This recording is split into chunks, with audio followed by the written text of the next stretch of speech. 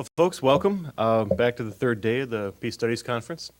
This morning we've got a very interesting session set up on the role of the International Red Cross and humanitarian law and how that affects their activities. And we have two wonderful speakers from that organization with us to talk about the concepts of international humanitarian law and then how that relates to their work and also to child soldiers and to some of them who have been resettled here in the community of West Michigan. So without further ado, I'm just going to turn it over to them, and then we'll take questions at the end, right? Yeah. Yeah, okay. Thank you very much. Please help me welcome them. Well, good morning. My name is Katie Dunlap, and I'm a volunteer at the local American Red Cross.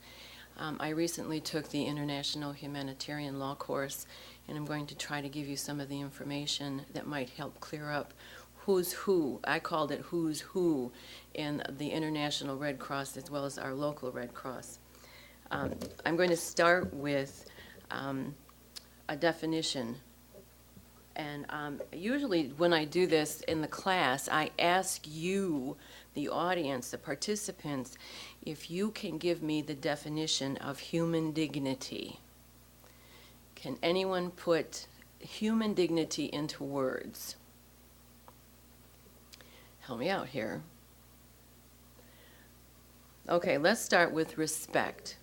Respect for basic humanity. Protection of fundamental humanity. Human dignity meets basic needs and provides standards of human treatment without regard to race, color, creed, your deeds, your character, or with whom you are associated. The international humanitarian law, then, is about maintaining human dignity during armed conflict. And it all started in 1859. A Swiss businessman named Henry Dunant witnessed a battlefield after a war between the Austrians and the French in northern Italy near a little town called Solferino. On this battlefield were over 40,000 wounded, dead, and dying soldiers, and there was no one there to help them. And he felt that this was an abomination, to say the least. He entreated the local townspeople to help him care for these soldiers, but was born in his mind at the time a concept of a group of volunteers to take care of wounded soldiers in situations like this, and also the concept of an international agreement on fair fighting, if you will. Rules of behavior during armed conflict. The resulting draft were the Geneva Conventions of 1864. The result is the foundation of what we call today the International Red Cross and Red Crescent Societies. So that's where it began. I think I might have oh, right, we're back to the definition of international humanitarian law.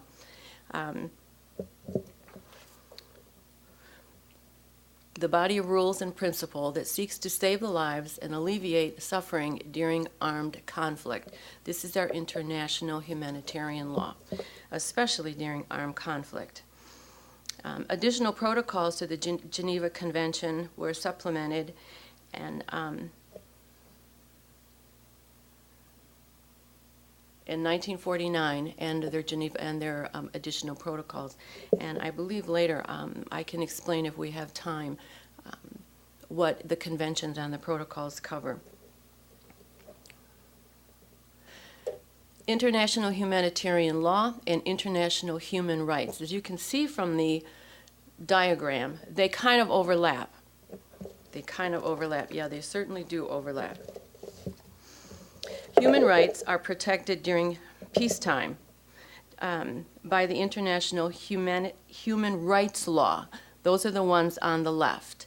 No discrimination based on color and creed, sex or religion, the right to life, no torture, no cruel treatment, no humiliating or degrading treatment, no slavery, and you can't apply the law retroactively. The international humanitarian law, which takes effect during times of armed conflict, are basically the same rules.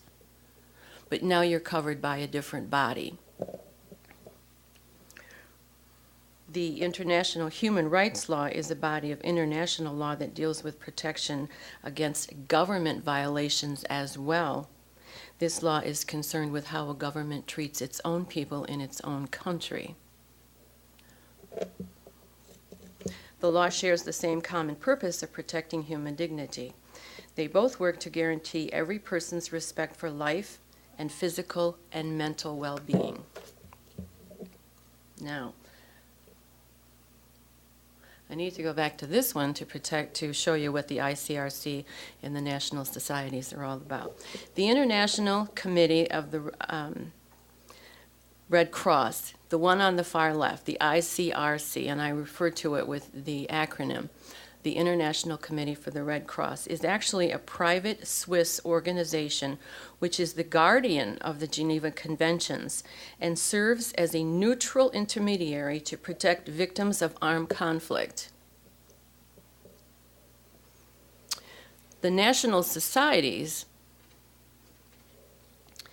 are the Red Cross, the Red Crescent Society. This also includes the Magadan David Atam, which operates primarily inside Israel.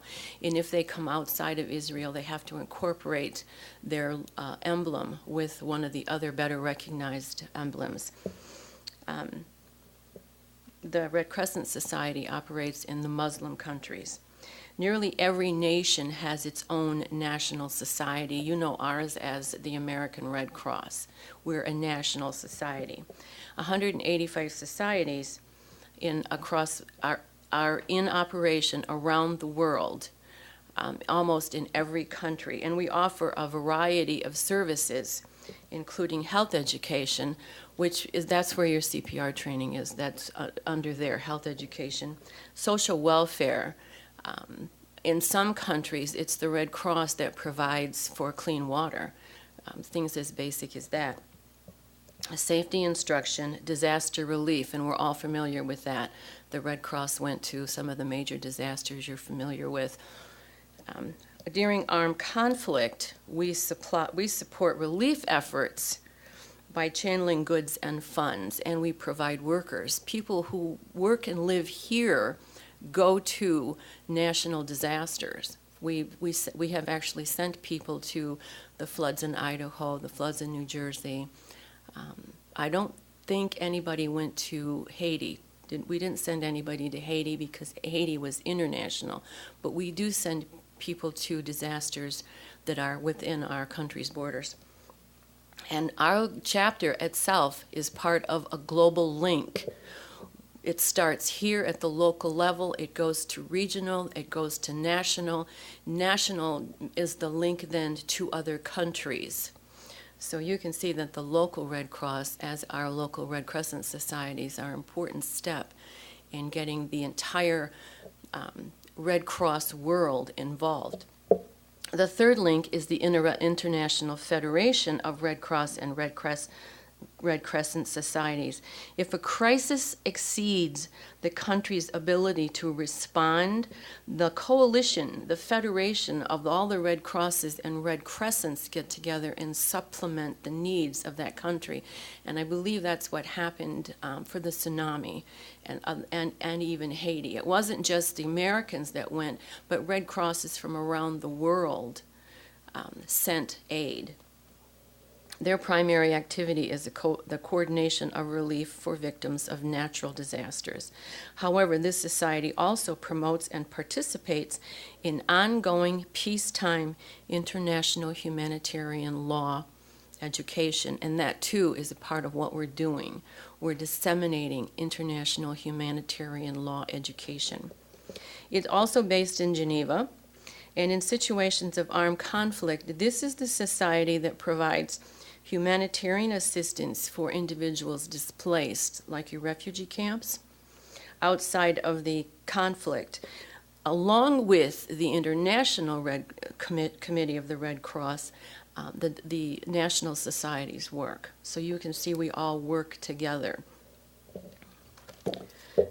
That's quite nice. The International Conference of the Red Cross and Red Crescent is the highest decision-making body of the movement. It meets every 4 years, hosting members from the national societies, the federations, the International Committee for Red Cross, the ICRC, and government signatories to the Geneva Convention.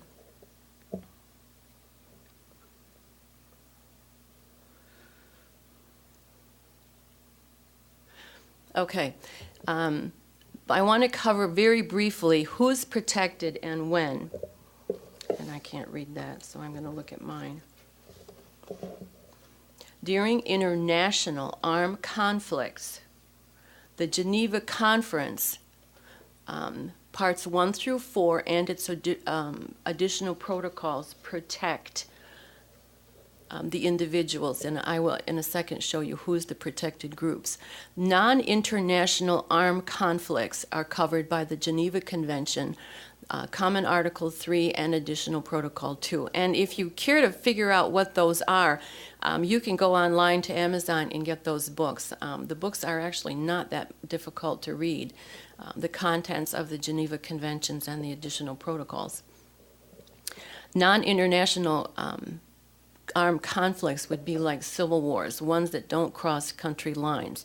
But during armed conflict, behaviors are covered by the Geneva Conference. Internal disturbances and tensions go back to the international human rights law.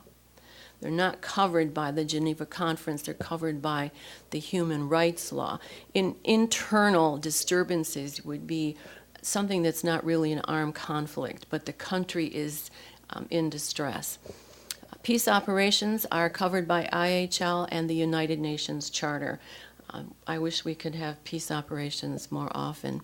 Active terrorism are illegal under all bodies of law in peacetime and armed conflict. And isn't that nice to know that they're illegal? I did that. Oh, who is protected? The wounded and sick combatants. Once they lay down their arms, they are protected by the international humanitarian law, which means if you're going to take prisoners of war, you're bound to treat them right or fairly. Prisoners and detainees, civilians. Civilians are really totally off the map. You're not supposed to disrupt the civilians at all if you're going to have an armed conflict. So pockets of civilians should not be targets. Military and civilian medical personnel, equipment, hospitals, medical transport vehicles. With the emblem, with the Red Cross or the Red Crescent emblem, they are protected. They are protected groups. And so you could see where not misusing the emblems is extremely important.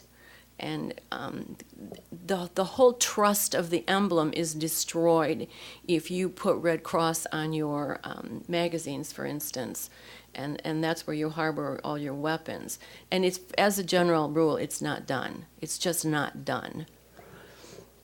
Civilians accompanying the military, religious personnel, chaplains of the armed forces, and of course your famous Red Cross relief personnel. We're very happy that we are a protected group.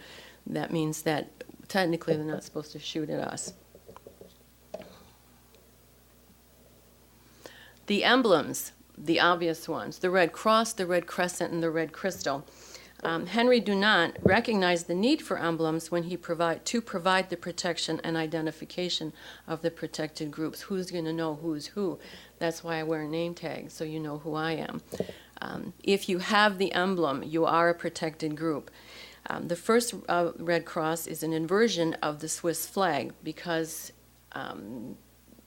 the Red Cross is based in Switzerland, so it's simply a red cross on a white background. Additional emblems by the Muslims, the Red Crescent, and again, Israel uses the Red Star of David, which I don't have on this picture, I do on the next one, in its own country. Recently adopted was the Red Crystal. It's more of a universal, it has no religious connotations, and there are various uses of the Red Crystal. if you have any forms, this over here on the end of it is the red star of David, and if you put it in the red crystal, these become more universal, and these are more recognized worldwide. Your Red Cross, your Red Crescent, a combination of, or the Star of David inside the red crystal. These are some of the Red Cross signs from different countries around the world. I thought this was very interesting. The one up there from Asia. But these are the recognized Red Cross, Red Crescent, Red Crystal that indicate that we are not to be touched during times of armed conflict.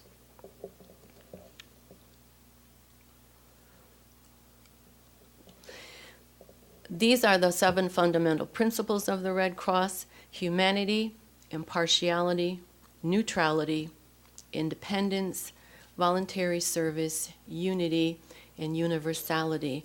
I'll start with unity and universality. No matter where you go in any part of the world, the principles are the same. So we all act and react with the same rules and regulations and types of response. The impartiality and the neutrality are extremely important for us when we go into countries where our citizens have been captive, and we are trying to make sure that the citizens, the prisoners of war, get good treatment. They're getting their Red Cross packages, they're getting some sanitation, and it is the Red Cross's policy to, if you will, bug the detainers until they provide adequate sanitation and treatment of our prisoners. And we don't rat them out, if you will, because that's not how we do it. If we embarrass the host nations, they're not likely to let us in again. So we really kind of fly under the radar, and we report only to the host country that we're concerned about the conditions of our detainees. And that's very important in getting into those countries. You don't hear a lot about those conditions. If they're spoken about by the prisoners once the prisoners are released, that's one thing.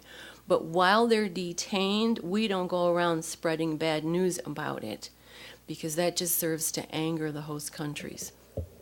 Humanity, we're all about treating everyone fairly. Independence means that we're very independent of all other obligations, especially political and or money obligations. I'm not going to deny that we have corporate sponsors, but we don't have any particular allegiance to those corporations once they donate the funds to us. We're very not political.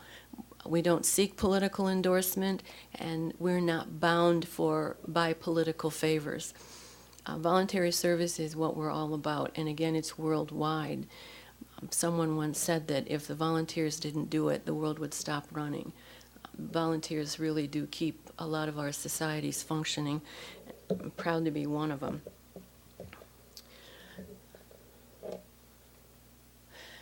I'm going to close with Nelson Mandela's quote: "The Geneva Conventions continue to remind us most forcefully of our common obligation to care for each other, even and in particular in conditions that foster behavior to the contrary." I think that if we could get this basic thought into the kids' minds today and incorporate this in our educations, we have to start at the ground level, teaching kids about not being biased and being open-hearted to fellow man, and I think it belongs in the grade school as early as possible.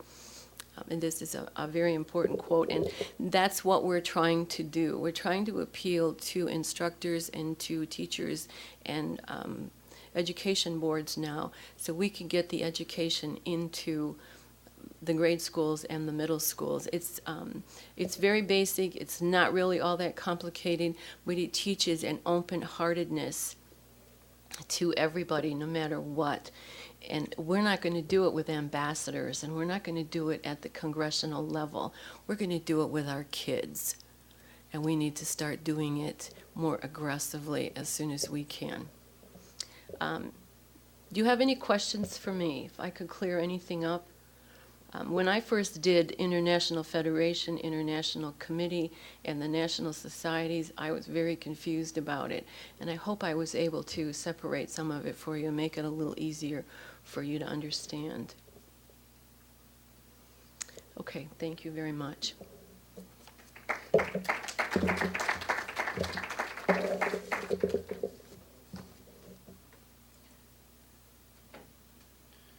Yes, it worked.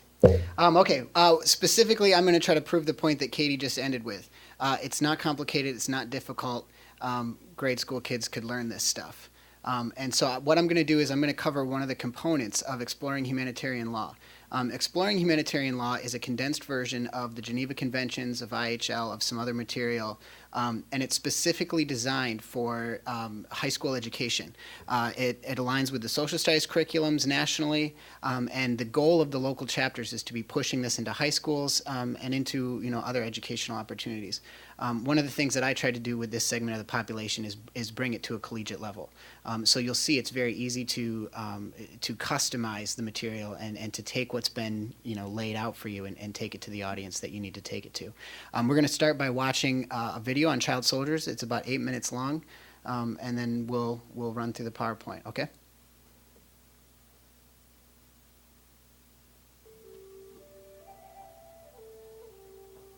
Today, more than 300,000 children participate in armed conflict on all 4 corners of the globe. These boys and girls, some as young as 7, serve alongside adults in government forces, rebel opposition groups, and guerrilla armies.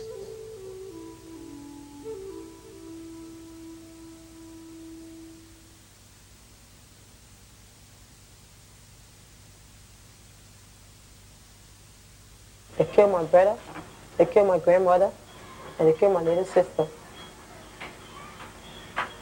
Okay? So that make me to do what I'm not supposed to do. It may happen to you.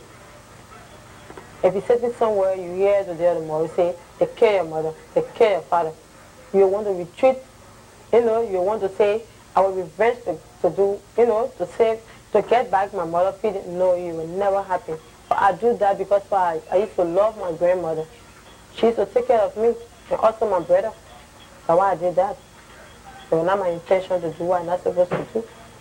I want to free myself. I want my conscience to be clear. That's why I help little children. I never went against to do what I'm not supposed to do. No. And my name is Halabja, but my real name is Emblems. Why is your name Hitler Killer?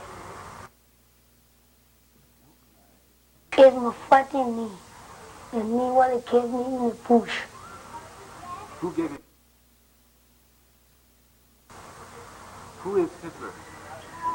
I don't know. I think I went there because they killed my father. They were going to. So I went. With my friends and I joined them. Because you wanted to find the man who killed your father? Yes.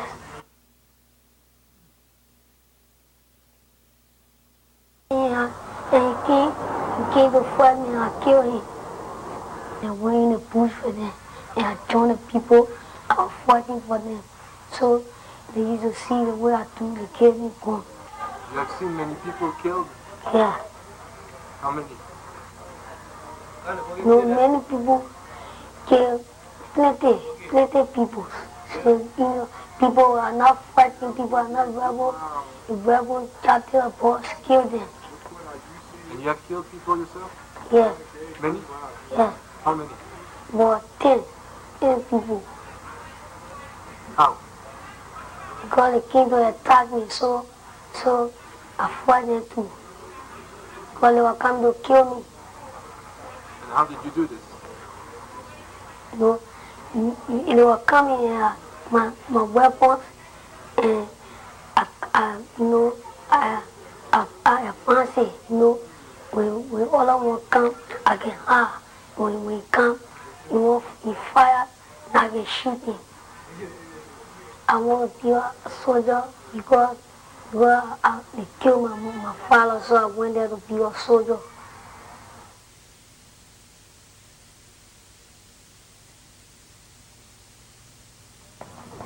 My name is Kono Abubakar Kamara, commonly called Kono Mother Blessing. I have 978 men under my command, and I have about 176 of Hela the Killer. Some of them are 9, some of them are 10, some are 11, the highest is 12. They go on the advanced team. They go on the advanced team. That is, they are at the forefront of the war. The soldiers that are above 20, 21, 22, 23, when I tell them to do certain operations like that, they'll always be afraid. But like, Hila the Killer, like, my other 75 soldiers, I get like Hila the Killer, like small soldiers, they are not afraid. I trust them and they are my best because they execute any order that I give them. But when I say, okay, Hela the Killer, you get that man, immediately they will get you. When I say, okay, that man should be executed, for sure they will do that. So that why I have the trust and confidence in them. It was alright.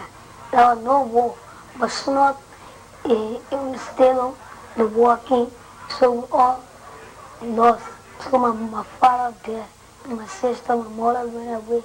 We went, and I went by myself. What did you do with your family before? You know, and I was staying with them. You know, I was going to school. What do you want to do now? What would you like to do? And I'd like to go to school. To become somebody in future. You know. To do what? What do you want to be when you'll be a big man? I want to be working, you know, in the office. Do you miss this? Do you miss the fighting? Would you like to go back? If I let it go back, no, I don't want to go back again. And your colonel, you know Abubakar, he says that if he tells you to go back with him but to fight, that you have to. Yes, because I have to go in, but not if he tell me to go, I will not do it. Because I don't want to go back again. But he says that if you don't obey his order, he will execute you. Yeah, but not. But if he tell me to go and I say no again, he can't do anything to me because we are not in a push. Yeah.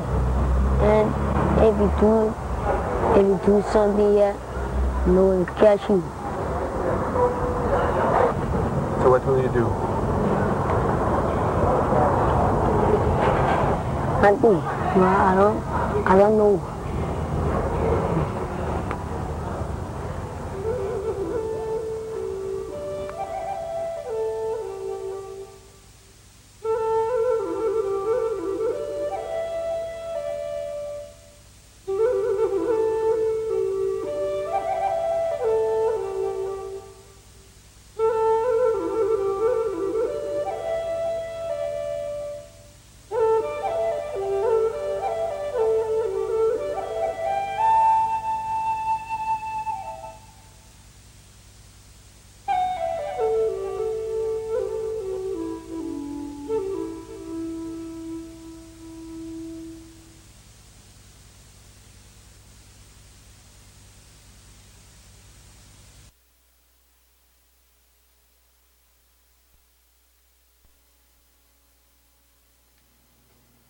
Questions or reactions to that video? As you saw, that was filmed in Liberia by a French guy. I believe that's actually a part of the Lord's Resistance Army. that the filming was done by a French man who turned that footage over to the ICRC as we were developing the Exploring Humanitarian Law curriculum. I want you to look at the children in these photographs and estimate how old do you think they are. And if anybody wants to wager some guesses out loud, let's go ahead and do that. Katie says 8, 12, 6, 9. Anybody look over 18? How old should a person be to participate in combat? Katie says 18. 17? 17 in America with a waiver from your parents. Okay, yeah, for American military, a waiver from your parents will get you in at 17. And mostly what that waiver is doing is showing that your intention is to sign up, that you're not being forced to sign up at a young age. What happens is you're in training and they don't actually deploy you from Yeah, your birthday. yeah. Anybody know of anybody who was actually deployed at the age of 17? Well, I know someone who enlisted at the age of 16.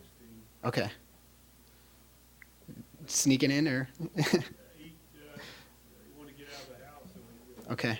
so he worked with his recruiter, but I don't think, he didn't end up fighting until he was 20 because he went to Japan at the age Okay. of 16 as part of the occupation. So he- Korea until he was 20. He joined up at 16, but he didn't see combat until he was 20 years old. Yeah. Okay. Please raise your hand if you believe that all combatants should be older than 21. Okay. Please raise your hand if you believe that all combatants should at least be older than 18. Okay. Please raise your hand if you believe that combatants should be older than 15. Okay. Anybody believe that combatants should be allowed in at the age of less than 15? Okay. This study was done by the Red Cross in 16 countries, 12 of which had recently experienced armed conflict. So you'll see that the consensus was that combatants should be at least 18 years old, but even still, that's just 53%. That's just over half. The statement that we don't want children fighting in combat is universally accepted. The problem is when we ask what actually defines a child. And I would argue that the greatest challenge to establishing international law of any kind is establishing a consensus. These are some points from the Geneva Conventions. Protocol 1, Article 77 says, in order that children who have not attained 15 years of age do not take a direct part in hostilities, and in particular, they shall refrain from recruiting them into their armed forces, meaning the countries who sign this, the states that sign this. Protocol 2, Article 4, children who have not attained the age of 15 years shall neither be recruited in the armed forces or groups nor allowed to take part in hostilities. Now, the Convention on the Rights of the Child that was held in 1989, Article 38, in recruiting among those persons who have attained the age of 15 years but who have not attained the age of 18 years, states parties shall endeavor to give priority to those who are oldest.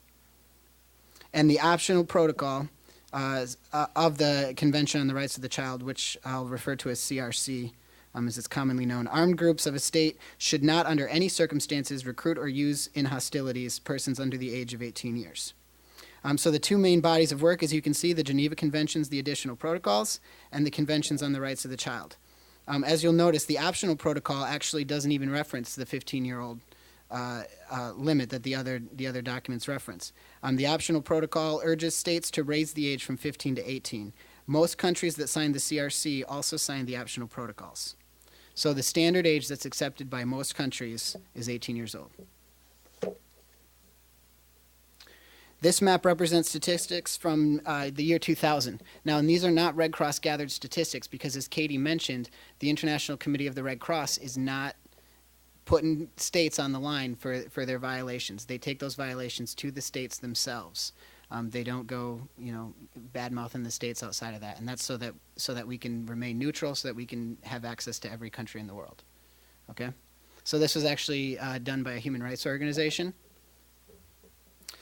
Since 2000, the number of child combatants has stayed relatively the same. So the question becomes, what does this say about the effectiveness of international humanitarian law? This is a list of the states that you saw before.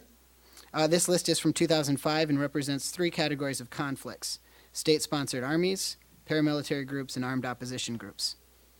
So where you see a G, that's government armed forces, the P is paramilitaries, and the O is armed opposition groups. All members of the UN have ratified the Convention on the Rights of the Child except for 2 countries, Somalia and the United States. And Somalia has actually expressed its desire to ratify the CRC in the very near future. So that would mean the United States is the only country that wouldn't have signed the CRC. And it's exactly for the reason we discussed before. 17-year-olds being recruited into the army, 16-year-olds being recruited into the army. Okay? But even the United States believes that they do it humanely in that you're not seeing combat until 18. All the states listed in red are in violation of the Convention on the Rights of the Child because child soldiers are combatants in their government-sponsored armed forces. And you can see that designated by the G. But let's consider also the other 2 categories, paramilitaries and armed opposition groups. Imagine how difficult it is as a government or as a state to convince the paramilitary organizations or the armed opposition groups within your borders not to recruit child soldiers. You're probably not on good terms with those groups. Some common uses for child soldiers.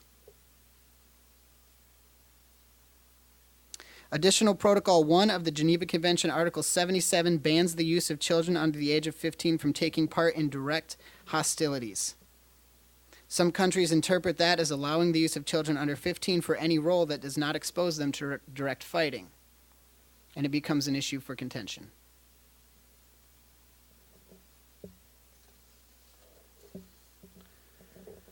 Approximately 300,000 children under the age of 18 are soldiers in more than 36 countries. This statistic has gone relatively unchanged.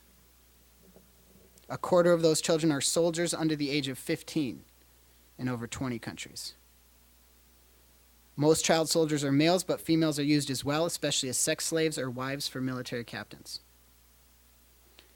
12% of child soldiers join military groups voluntarily. You saw Hitler the Killer in the video. He said because his father was killed, he went and joined. That represents 12% of the population of child soldiers.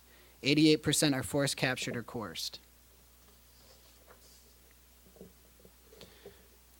So, what are some of the correlations that determine the risk of becoming a child soldier?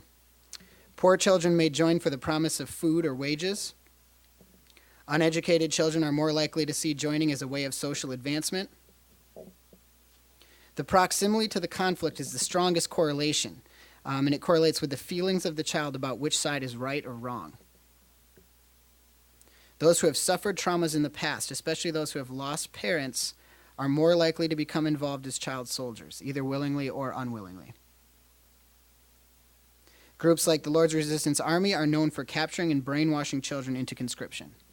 You saw that Hitler the Killer was carrying a lighter.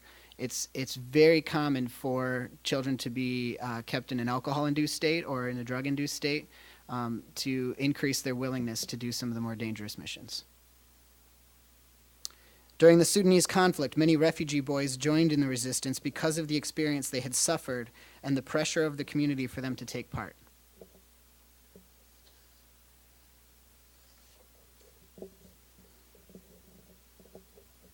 77% of child soldiers will witness someone being killed. 39% of child soldiers will kill someone themselves. 92% of female child soldiers will be given as a sex slave. 35% of those female child soldiers will give birth to the offspring of their captors.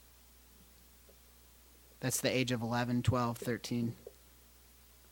52% of child soldiers will receive military training, but 65% of child soldiers will have to fight.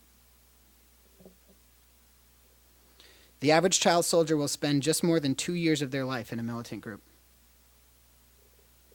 And as I mentioned many times, drugs such as cocaine or amphetamines are used to manipulate the soldiers.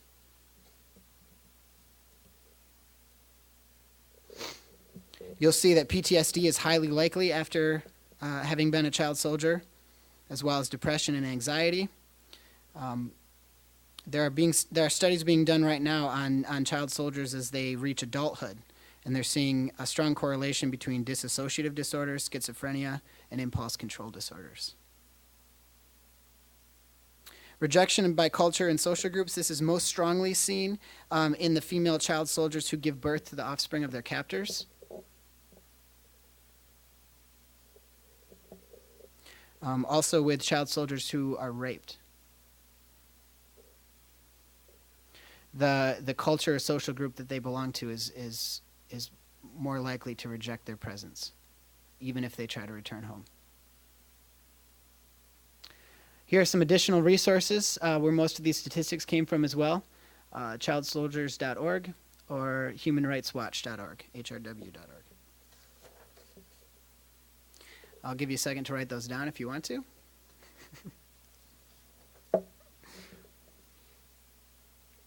Okay, for the next couple of minutes, you can ask questions either to Katie or myself, specifically about child soldiers, about the role of the International Red Cross. Don't all jump at once.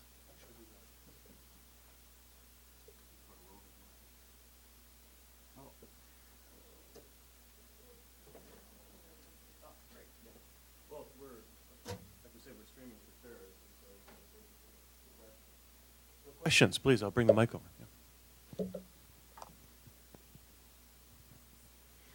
Just a question to Katie.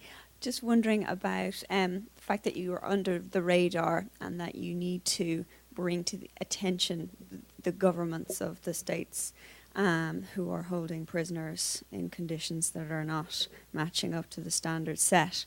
Do you always get access? I mean, if, for example, you go to a prison and the prison officers or those in command know that the conditions are not up to scratch, are you ever denied entry, or are you always let in? And what do you do in situations whereby, even if you report these conditions, that nothing happens?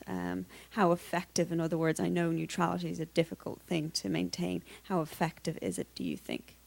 It's very effective. It's my understanding that they remain nearby and they continue to be a thorn to the captors until they are allowed in. And their very presence frequently improves the conditions of the detainees. I would have to say it is very effective. There are very few places that we are not eventually allowed in.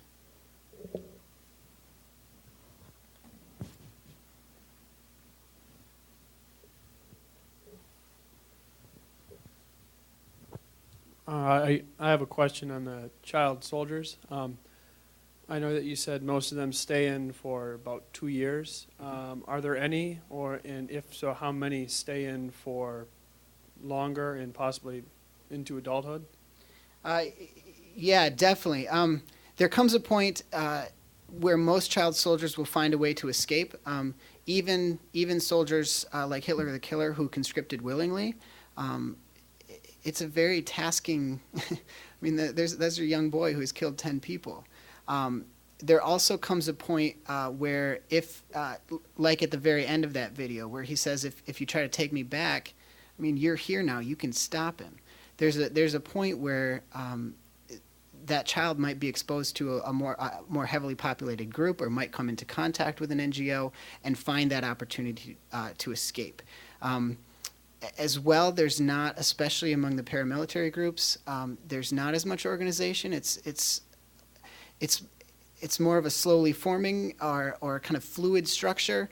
Soldiers may come and go, so there does create some avenues for escape. The longest situations that we see are in government-sponsored armies where there's a lot of control over who gets in and who gets out. And those children may be conscripted as a young age, but brought in through adulthood. So, does that answer that?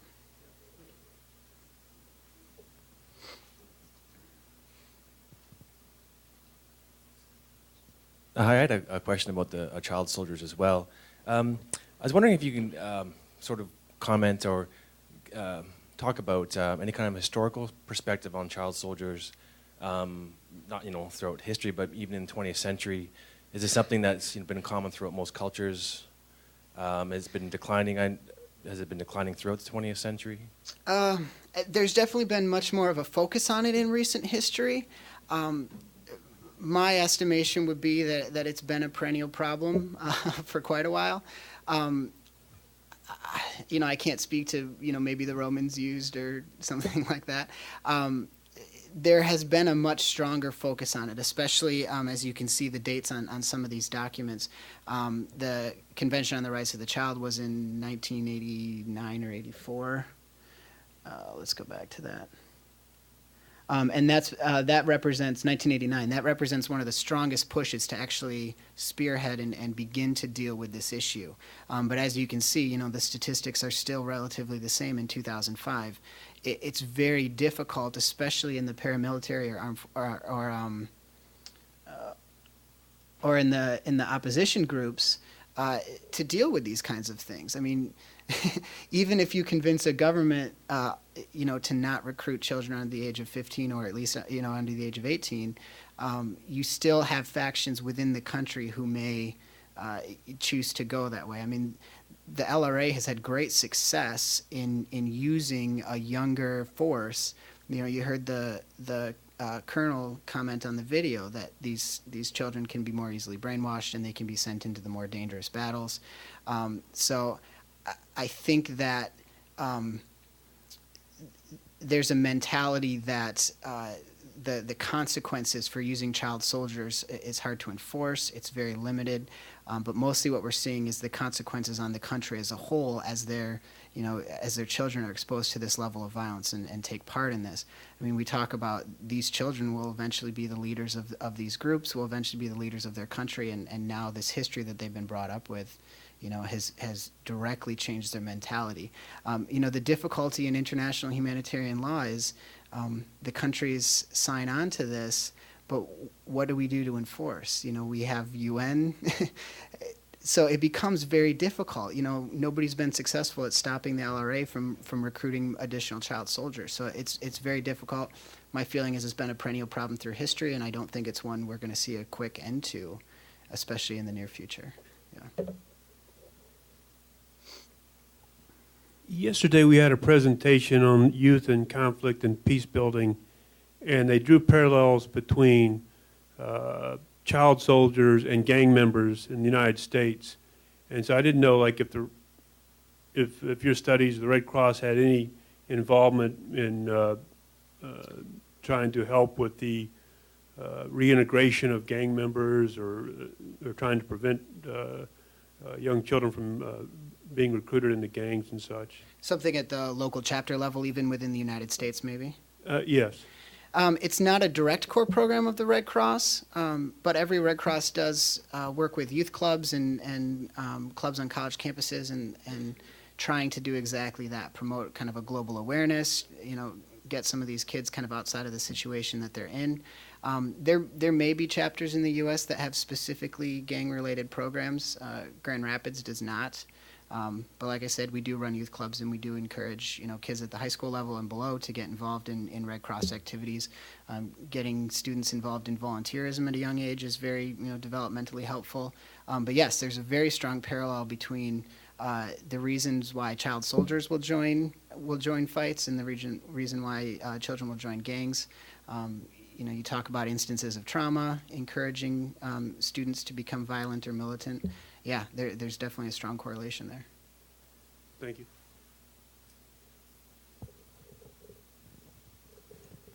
It's interesting that both of you mentioned the difficulty of enforcing international humanitarian law, and you've stressed several times the difficulties of child soldiers in humanitarian law in particular.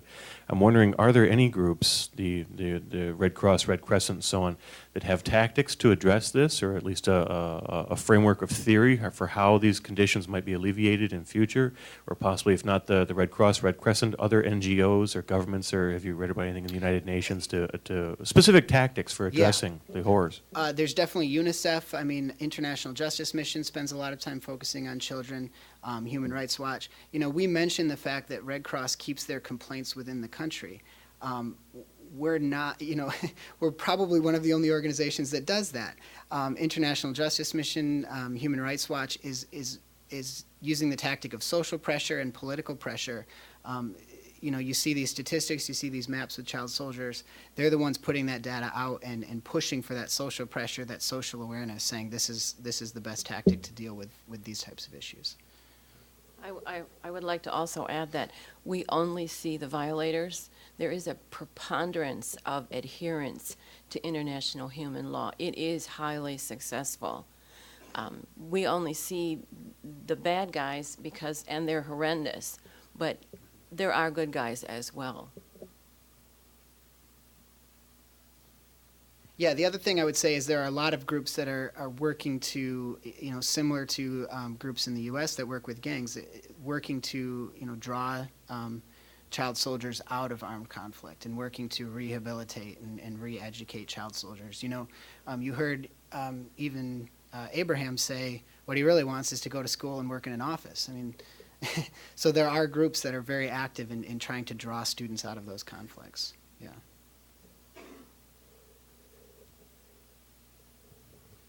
I was wondering, in Ireland we have an organisation called Frontline, which is an organisation designed to protect human rights lawyers from intimidation and all that goes on in connection with their activities. Yeah. Obviously, because you guys are under the radar, you might not need it as much. Or the question I'm going to ask you is, do Red Cross personnel need to be protected themselves when they are actually, as you say, coming in contact with the bad guys? Absolutely. Yeah. Yes, they absolutely do. They are absolutely considered one of the protected groups.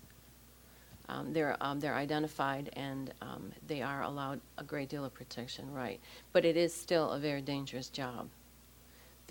Some of the films that I saw during training indicates it is still a very dangerous position to be in because you're in a hostile country and you're in a country that's unfriendly, or they wouldn't be detaining our people in an unfriendly manner. So yes, it is a dangerous position. Yeah, the only thing I would say to that too is just the general difficulty of saying, okay, you're not supposed to shoot at someone wearing one of these nationally recognized emblems doesn't necessarily mean that bullets aren't going to come your way. I mean, so in terms of physical protection, yes. Now, the Red Cross doesn't focus so much on the lawyer aspect. Especially during wartime, we're doing prisoner visits and we're overseeing prisoner exchanges and things like that. We're not doing a lot of the legal precedent style stuff, so there's not quite as much room for intimidation and pressure, to not take something to court or something along those lines. But there definitely are a lot of safety issues, and Katie talked about the tenacity of the ICRC within a country. You can definitely get yourselves in some hot water, and those volunteers and staff that are doing that are very aware of the risks they're taking. If they make trouble for that government, it's pretty easy for that government to just kind of push them aside. Yeah. Chip, you and I had talked a little bit about refugee communities in the West Michigan area and how some of the members of those communities might have been exposed to the conditions that you've been teaching us about this morning. And I just wondered if you would comment a little bit more about that work. Yeah, absolutely. There are two refugee resettlement agencies in the Grand Rapids area, Bethany Christian Services and Lutheran Social Services. The primary role of the Red Cross in refugee resettlement is to make contact with those refugees to see if they've been displaced from direct family. And if they don't know where certain members of their family are, then we'll work with that with the other Red Cross societies to try to relocate family or friends. They could have been displaced, being sent to different countries, through the out processing at a refugee camp. Any situations of war and conflict, people are going to get separated. So that's a service that Red Cross societies provide. But specifically, 94-ish, we were bringing in Sudanese refugees, and we were sitting down and meeting with those refugees and asking them if they had lost family or been disconnected. We started several tracing cases, but one of the things that came down the line was that these refugees, some of them had been child soldiers who had escaped and entered refugee camps. And so one of the tasks of our chapter office was to actually do some interviews to learn about some of the experiences that these children had done. And that was a project for the ICRC and the UNHCR, the High Commission on Refugees, that they wanted to be capturing some of this information for when tribunals would be set up. So we were interviewing children who had been a part of the conflict directly and gathering those stories, to be potentially used as evidence. So that was a very interesting experience, and it was a very difficult one, because if you think about the complexity of what this child has been through, and you're speaking a language that, most of the refugees from Sudan do speak some English, but there's a lot of sensitivity that you want to have when you're doing something along those lines, and especially cultural sensitivity that, as a U.S. citizen doing the interview, you have no idea what's going on. So we used a lot of mental health volunteers to do those interviews and to begin capturing those stories, and a lot of good guidance from the UN and from the ICRC in gathering those stories. So, yeah. Any other questions? I've got a question more for Katie. You mentioned when you go in and talk to the countries about the POWs, would it be more if the country that they're being detained in has a Red Cross or a Red Crescent agency, would they be more the first ones to go in and talk, or would it be you because they're our detainees or the nationalities detainees? We would work with the Red Cross in that particular country, absolutely. And by me, I'm sure you mean a Red Cross person and not me personally, because that is way out of my safety zone. I'm happy right here in Grand Rapids doing what I do. But yes, the Red Cross, it begins at the grassroots level, and it tends to go up, and then it crosses country lines and tends to go back down to the grassroots level. So the person that would actually go into the facility would probably be someone local. So their orders have come from above, and whoever is off that day, is handy, knows the facility, would be the one to go in, although all Red Cross workers are trained. So that person would have some training, and the local people would be the ones more likely to go into the facility. I just want to comment on that as well. At that point, that local volunteer would stop being a volunteer for their national society and would become a volunteer for the ICRC. We talk about the importance of neutrality. All the societies that are based within a country, the American Red Cross, for example, there's the natural appearance of a connection to America. So in order for us to maintain that level of neutrality, of saying we belong to no one and we report to no one, it would be an ICRC volunteer. Even if it was someone locally, they would be designated and identified as such. So it's saying, they're not associated with the country that's doing the detaining. They're not associated with the country that represents the prisoners. They're not even associated with a third party. It's literally a neutral group that has no association with any country. The Red Cross, Red Crescent, local, national, international, right, does so much good work, positive work. Haiti was a wonderful example of that. I'm wondering, and probably some of the students are as well, how would one go about becoming a volunteer with the Red Cross? What's the procedure for that? And then also, what particular skill sets would you be looking for? Maybe you could tell us a little bit about your own experience, and then use that as a model for how people who are interested in volunteering and giving back could go about doing that. We have actually set up a committee. We have people inside our chapter who will take your phone call. The number is 456-8661, and you do not need a specific skill set. There is a tremendous amount of talent at the Red Cross. People who bring their own talents there and donate their time, but you do not have to be an Einstein to volunteer. We've got work for everybody. So bring whatever you have. Just call us and tell the person who answers the phone you want to volunteer, and we will direct you to the person who will hold your hand, walk you through the process, what classes you need to take. The very first class that you have to have is a CPR course, because the Red Cross is so closely associated with CPR. Once you get your CPR course, then you tell us kind of what you think you want to do, or just attend some training classes in general and start to pick the field that you want to work in. We have education, we have disaster volunteers, we have international services, and we have people that just sit at the switchboard. So there's work for everybody. There's plenty to do. Yeah, I'll comment on that as well. Even just on the disaster side, there are 32 different activities that we perform during the response to a disaster. So the options of ways to get involved are pretty unlimited. I mean, most people are aware that the Red Cross does 50% of the blood collection in the United States. We have students at Grand Valley who are pre-med who said we really want to get involved with that. So we found ways for them to get connected. If there's something you're passionate about, if there's something you're studying, if you really just want to put the largest nonprofit in the world on your resume, come volunteer, come get involved. Lots of options. We, as the American Red Cross, perform all of the emergency communications between actively deployed service members and their families for the armed forces.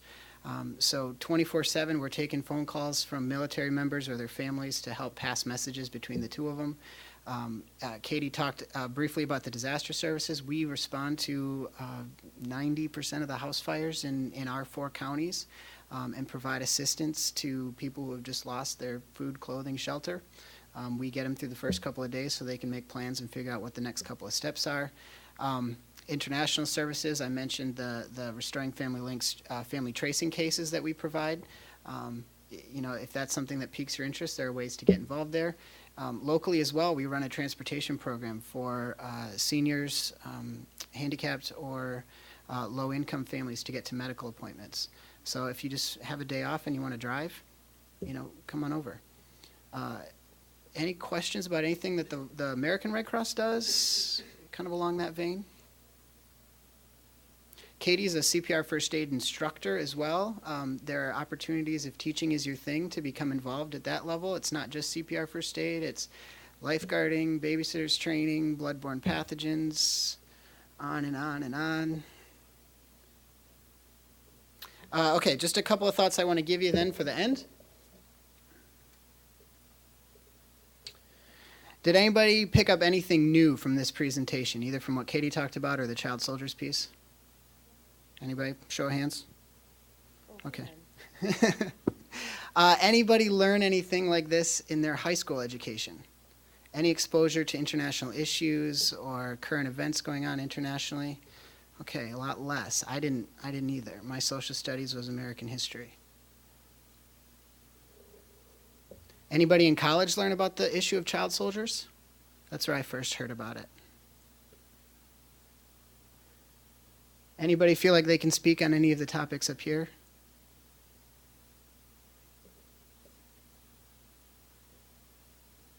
What if the students going to our high schools today were learning lessons as a global community? What if it wasn't just the generals in the Army who knew the Geneva Conventions frontward and backwards? What if we were teaching students to learn from our national history and our global history as well? And this conference is all about studying peace. What if we were teaching students peace through international humanitarian law? The first website there is Exploring Humanitarian Law at the International Red Cross. I got this video directly from that website. There's a lot of videos and content that's related to that. The ehl.redcross.org is the American Red Cross's website on EHL. There's lots of information for teachers. If you can think of somebody in some classroom who you think would be interested in this, please see me. We've got a booth out front. Sign up. We'd love to get you some more information. Thank you guys for being such a great audience. Thank you. Thank you for coming very much. So, ladies and gentlemen, we'll take a short break, and then the conference will reconvene at 10:45. Thank you very much.